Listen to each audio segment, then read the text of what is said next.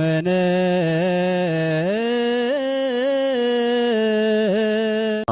በወልድ ወመንፈስ ቅዱስ አሐዱ አምላክ አሜን። ክርስቶስ ተንሥአ እሙታን በዐቢይ ኃይል ወሥልጣን አሰሮ ለሰይጣን አግዓዞ ለአዳም ሰላም እምይእዜሰ ኮነ ፍስሐ ወሰላም። ውድ የእግዚአብሔር ቤተሰቦች የእናታችን የእመቤታችን የቅድስት ድንግል ማርያም የአስራት የቃል ኪዳን ልጆች በልዑል እግዚአብሔር ፍጹም ሰላምታ እንደምን አላችሁ? አሜን። እግዚአብሔር አምላካችን ስም የተመሰገነ ይሁን። በሌላ ክፍለ ጊዜ ተገናኝተናል። በዛሬው ክፍለ ጊዜ እንግዲህ በጣም ወሳኝ የሆነ ኢንተረስቲንግ አንድ አስደሳች እና ያው ለብዙ ሰዎች ለማያውቁት ሰዎች ደግሞ አስቸጋሪ የማይታወቅ ተምረውት የማያውቁት የሚከብድ አይነት የሚመስል አይነት ነገር ነው የምናየው። በጣም ቤዚክ ወሳኝ ነገር ነው። መግቢያ ቪዲዮ ላይ ተናግሬዋለሁ በጥቂቱ። ቀጥለን እንደምናይም ደግሞ አስረድቼ ነበር። ስለዚህ ዛሬ የምናየው ስለምንድን ነው ማለት ነው? ስለ አምስቱ አዕማደ ምስጢራት ነው ማለት ነው። የዛሬው ቪዲዮ የሚሆነው ምንድን ነው? መግቢያ ነው የሚሆነው። አምስቱን አዕማደ ምስጢራት አብራራለሁ። ምን ምንድን ናቸው የሚለውን ነገር እናያለን። በጣም ወሳኝ ቪዲዮ ነው። ምክንያቱም አምስቱ አዕማደ ምስጢራት የእምነት መሰረቶች ናቸው እና እነዚህን አምስቱን አዕማደ ምስጢራት ያለማወቅ ክርስትና የለምና ያለማመንም ክርስትና የለምና አምነን አውቀናቸው እየፈጸምናቸው የሚፈጸሙትን እየፈጸምን የምንቀጥላቸው ናቸው እና በጣም ወሳኝ ቪዲዮ ነው። እስከ መጨረሻው መከታተል እንዳትረሱ። አመነ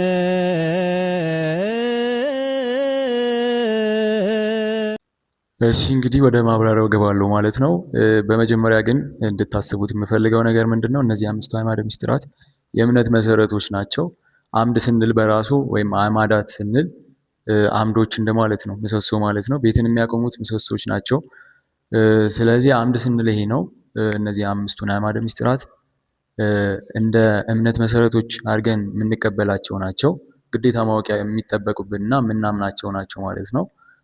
ስለዚህ እነዚህን አምስቱ አዕማደ ምስጢራትን በደንብ ፎከስ ሰጣችሁ ትኩረት ሰጣችሁ መከታተል ይኖርባችኋል ማለት ነው። በተቻለኝ መጠን ቀለል አድርጌ ለማቅረብ እሞክራለሁ።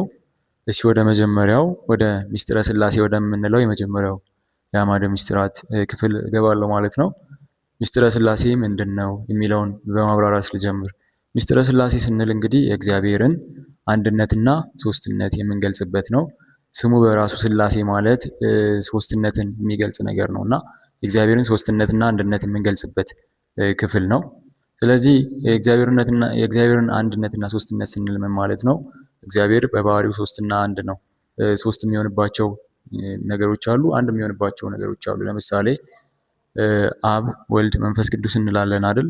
ስማቸውን ሶስት አድርገን ጠርተናል። ነገር ግን ሶስት በመሆናቸው አንድ አምላክ ናቸው እንጂ ሶስት አምላክ አንልም። አካላቸው ሶስት ነው ብለን ሶስት አምላክ አንልም። አንድ አምላክ ነው እንጂ አንድ አምላክ ነው ያለን። ስለዚህ እዚህ ምስጢር ላይ ምንድነው የምናየው? እግዚአብሔርን ሶስትነትና አንድነት ነው ማለት ነው። አሁን ባነሳዋላችሁ ምሳሌ መሰረት እግዚአብሔር አምላክ በአምላክነቱ አንድ ነው። ሶስት አምላክ አለ አንልም። ነገር ግን በአካል በስም የተለያየ ሊሆን ይችላል፣ በግብርም ይለያያል። እሱን ነገር ምስጢረ ሥላሴን በሰፊው በምናይበት በቀጣዩ ቪዲዮ እናያለን። ነገር ግን አሁን ለመግቢያ ያክል ይሄ ምስጢረ ሥላሴ ማለት ምን ማለት ነው የሚለውን ለማብራራት ነው ማለት ነው። ይሄ መጀመሪያው ምስጢር ነው፣ ወይም ደግሞ ከአምስቱ አዕማደ ምስጢራት የመጀመሪያው ነው። ወደ ሁለተኛው ከአዕማደ ምስጢራት አንዱ ወደ ሆነው ሁለተኛ ላይ ወደሚጠቀሰው ስናልፍ ደግሞ ሁለተኛ ላይ የምንጠቅሰው የአዕማደ ምስጢራት ክፍል ደግሞ ምስጢረ ሥጋዌ ይባላል። ምስጢረ ሥጋዌ የምንለው ደግሞ ምንድን ነው? የጌታችን የአምላካችን የመድኃኒታችን ኢየሱስ ክርስቶስ ወይም ደግሞ የእግዚአብሔር ወልድን ስጋ መልበስ ወይም ደግሞ ጌታችን አምላካችን መድኃኒታችን ኢየሱስ ክርስቶስን ከእመቤታችን ከቅድስት ድንግል ማርያም ስጋ መልበሱን የምናወሳበት የምናገርበት ምስጢር ነው። ስለዚህ እዚህ ክፍል ላይ ብዙ የምናያቸው ነገሮች ይኖራሉ፣ ስለ ጌታችን ማለት ነው። ይህ ክፍል ስለ ጌታችን የምንናገርበት ክፍል ነው ማለት ነው። ሰው ስለመሆኑ ማለት ነው። አምላክ ነበር ከዓለም በፊት ከአብ ዘንድ ነበረ። ይህም ማለት በስጋ ተገልጦ አላየነውም ነበር። ነገር ግን አዳም ከበደለ በኋላ በተገባለት ቃል ኪዳን መሰረት ጌታችን አምላካችን መድኃኒታችን ኢየሱስ ክርስቶስ ከእመቤታችን ከቅድስት ድንግል ማርያም ከስጋዋ ስጋ ከነፍሷ ነፍስ ነስቶ ተወልዶ ተገልጦ እንደኛ ሰው ሆኖ አይተነዋልና እሱን የምንገልጽበት ነው። የተለያዩ ኢሹዎች ወይም ደግሞ የሚነሱ ነገሮች አሉ። ይህ ማለት ከሌላ እምነት ጋር የሚለዩን ማለት ነው። እኛ ትክክል ናቸው ብለን የያዝናቸው እምነቶች ነገር ግን ሌሎች የማይቀበሏቸው ብዙ የሚያጋጩን ነገሮች አሉና እነሱን ነገሮችን አብራርተን የምናይበት ነገር ይኖራል። ስለዚህ በአጭሩ ምስጢረ ስጋዌ ይሄ ነው። በቀጣይ ክፍሎች በሚኖሩም ቀጣይ ክፍሎች የምናየው ነገር ስለሆነ በቀላሉ ይሄ ነው። ነገር ግን አንድ የማስታውሳችሁ ነገር ያልገባችሁ ነገር ሲኖር ጥያቄ መጠየቅ በኮሜንትም ሊሆን ይችላል። ግሩፕ እና ቻናልም ስላለን ቴሌግራም ላይ እሱ ላይ ማንሳት ይቻላል። በግልም የምታውቁኝ በቴክስትም ሆነ በግል ፊዚካሊ አግኝታችሁ መጠየቅ ይቻላል። የማውቀው ከሆነ መልሳለሁ፣ የማላውቀውን ከአባቶች ጠይቄ እንድመልስ ማለት ነው። ስለዚህ መጠየቅን እንዳትረሱ። እሺ በቀጣይ ደግሞ ወደ ሶስተኛው ሚስጥር ስናልፍ ሚስጥረ ጥምቀት የሚባለውን ነው የምናየው። ከአምስቱ አዕማደ ምስጢራት ሶስተኛው ነው።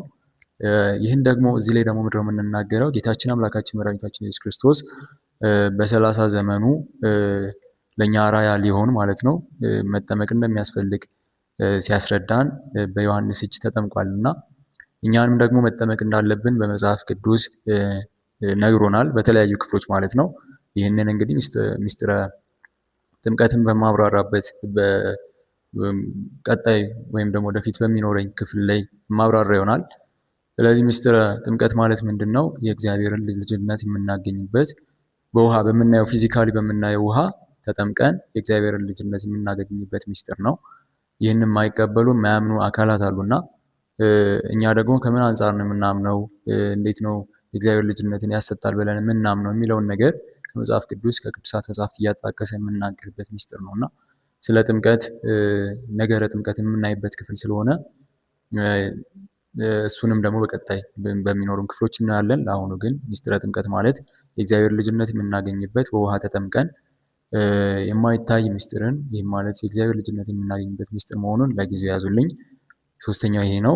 ወደ አራተኛው ስናልፍ ደግሞ አራተኛው ሚስጥረ ቁርባን የምንለው ክፍል ነው። ሚስጥረ ቁርባን ደግሞ ከአምስቱ አዕማደ ምስጢራት አራተኛ ላይ የሚጠቀስ ክፍል ነው። ይህ ሚስጥረ ቁርባን ላይ የምናየው ምንድነው? ጌታችን አምላካችን መድኃኒታችን ኢየሱስ ክርስቶስ በዕለተ ሐሙስ ወይም መሴተ ሐሙስ ብለን በምንጠራው ቀን ሐዋርያትን ሰብስቦ ቅዱስ ሥጋውን ክቡር ደሙን ፈትቶ ወይም አዘጋጅቶ ሰጥቷቸዋል ማለት ነው። ከምንና ከምን? ከህብስትና ከወይን ወይም ደግሞ ኖርማሊ ዳቦና ወይን ብለን ከምንጠራቸው ማለት ነው። ዳቦ በሚለው ያግባባናል፣ ህብስት ነው ግን ኖርማሊ ህብስትና ወይን በሚለው ነው የምንግባባው። ስለዚህ ከህብስትና ከወይን ሥጋውና ደሙን ሰጥቷቸዋል ማለት ነው። ይህ ሥጋና የቅዱስ ሥጋውና ክቡር ደሙ ደግሞ ሕይወትን የሚሰጠን ነው። እሱም በቃሉ እንደተናገረው ማለት ነው ቅዱስ ሥጋዬን የበላ ክቡር ደሙን የጠጣ የዘላለም ሕይወት ይኖረዋል ባሉ አምላካዊ ቃል መሰረት ማለት ነው።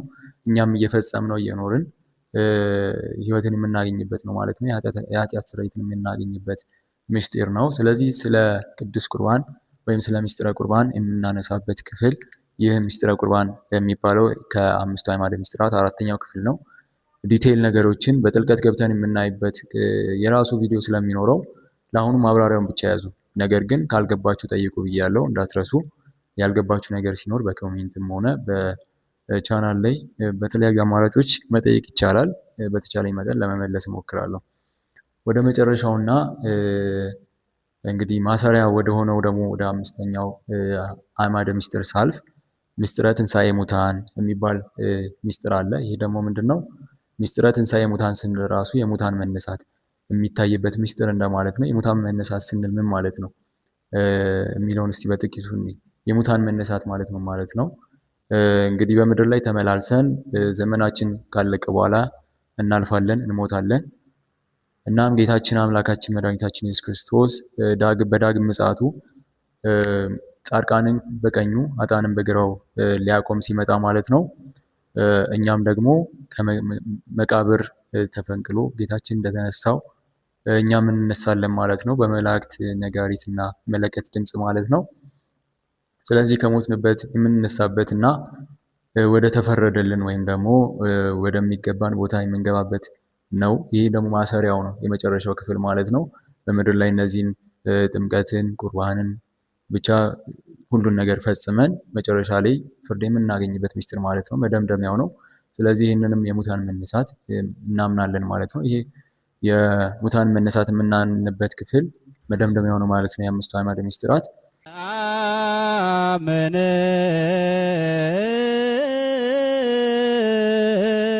እሺ እነዚህን አምስቱ አዕማደ ምስጢራት በዚህ መንገድ አብራርቻለሁ። እንግዲህ ምናልባት ሳስረዳ ያልገባችሁ ነገር እና ውስብስብ የሆነባችሁ ነገር ካለ በኮሜንትም ሆነ በተለያዩ መንገዶች አሳውቁኝ ብዬ ተናግሬያለሁና ያልገባችሁ ነገር ካለ ማሳወቅ እንዳትረሱ። ምናልባት ደግሞ እንደ ሀሳብ የምታቀርቡት ነገር ካለ ኮሜንት ላይ ማሳወቅ እንዳትረሱ። ስለዚህ እነዚህ አምስቱ አዕማደ ምስጢራት በዚህ መንገድ ይብራራሉ። ነገር ግን አሁን እስቲ ብዙዎቻችን የማናስተውለውን አንድ ነገር ደግሞ ነግሬ ልለፍ ማለት ነው። የጸሎት መጽሐፍ አለን አብዛኞቻችን የምናውቀው የውዳሴ ማርያም የጸሎት መጽሐፍ ማለት ነው። ውዳሴ ማርያማችን ላይ መግቢያው ላይ የዘውትር ጸሎት የሚባል አለ። የዘውትር ጸሎትን ካለፍን በኋላ ደግሞ አባታችን ነው የምንለው ፓርት አለ። እናታችን ቅድስት ድንግል ማርያምን የምናመሰግንበት እና የምንለምንበት ፓርት አለ። የምናውቀው ጸሎት ማለት ነው። ከዛ እሱን ከጨረስን በኋላ ደግሞ ጸሎተ ሃይማኖት የሚባል ክፍል አለ። ጸሎተ ሃይማኖት እንግዲህ እነዚህን አምስቱ አዕማደ ምስጢራት የገለጽኳቸውን አዕማደ ምስጢራት በደንብ አድርጎ የያዘ ነው፣ የሚያብራራ ማለት ነው፣ የሚናገር ነው። አምስቱ አዕማደ ምስጢራትን አካቶ ስለ አብ፣ ስለ ወልድ፣ ስለ መንፈስ ቅዱስ ይናገራል። ስለ ጌታችን ከሰማይ መውረድ፣ ከእመቤታችን ከቅድስት ድንግል ማርያም መወለድ፣ መሰቀሉን፣ በምድር መመላለሱን፣ መሰቀሉን እና መነሳቱን፣ በሶስተኛው ቀን ከሙታን መነሳቱን ይናገራል። ወረድ ብሎም ደግሞ ስለ መንፈስ ቅዱስ ብያቸዋለሁ። እሱን ይናገርና በቅድስት ቤተክርስቲያን እንደምናምን በአንዲት ጥምቀት እንደምናምን ስለ ጥምቀትም አንስቶ ያልፋል ማለት ነው። ቅድም ያወራ ነው። ከዛም ደግሞ ወረድ እያለ ስለ ምስጢረ ትንሣኤ ሙታን ያነሳል ማለት ነው። ወነሴፎ ትንሣኤ ሙታን ወይም ደግሞ የሙታን መነሳት ተስፋ እናደርጋለን በሚለው ይጨርሳል ማለት ነው። የሚመጣውንም ሕይወት ለዘላለሙ አሜን ብሎ ይጨርሳል። ስለዚህ ይህ ጸሎተ ሃይማኖት የሚባለው ክፍል እነዚህን አምስቱ አዕማደ ምስጢራት ያካተተ ክፍል ነው እና ስንጸልይ እያስተዋልን መጸለይ ይገባል። አብዛኞቻችን በልማድ የምንጸልየው ከሆነ በሚለው ነው። የምናውቀው ካለን እንግዲህ በደንብ እየመረመርን እያወቅን እንጸልየው። ማናውቀው ደግሞ ይኸው አሁን አብራርቻለሁ እና አምስቱ አዕማደ ምስጢራትን ያካተተ ነው። የእምነት መሰረቶችን የያዘ ነው ማለት ነው። ጸሎቱ በራሱ ጸሎተ ሃይማኖት ተብሎ ነው የሚጠራው እና የሃይማኖት ጸሎት ነው። ሃይማኖታችን ምን ይመስላል የሚለውን በአጭር አንቀጾች የሚገልጽ ማለት ነው። እሺ የዛሬው ቪዲዮ እንግዲህ ይህን ይመስላል። በዚህ መንገድ አምስቱ አዕማደ ምስጢራትን አብራርቻለሁ። ቅድም ስናገር እንደነበረውም በጣም ወሳኝ ነጥቦች ናቸው እና ቀጣይ በሚኖሩ ነጥቦች በውስጣቸው ምንድን ያለው የሚለውን ነገር ለማብራራት እሞክራለሁ። በተቻለኝ መጠን ለማብራራት እሞክራለሁ እና መከታተልን እንዳትረሱ። በተቻላችሁ መጠን ሁሉም ማወቅ የሚገባው ነገር ወይም ነጥብ ስለሆነ ልጅ አዋቂ ሳትሉ ለሁሉም ማጋራትን እንዳትረሱ። ምናልባት እንደ ሀሳብ የምትሰጡኝም ነገር ካለ ማሳወቅ ይቻላል በኮሜንት በተለያዩ መንገዶች ማለት ነው። ለነበረን ጊዜ እግዚአብሔር አምላካችን ስም እየተመሰገነ ይሁን። ወስብሐት ለእግዚአብሔር ወለወላዲቱ ድንግል ወለመስቀሉ ክቡር። ይቆየን።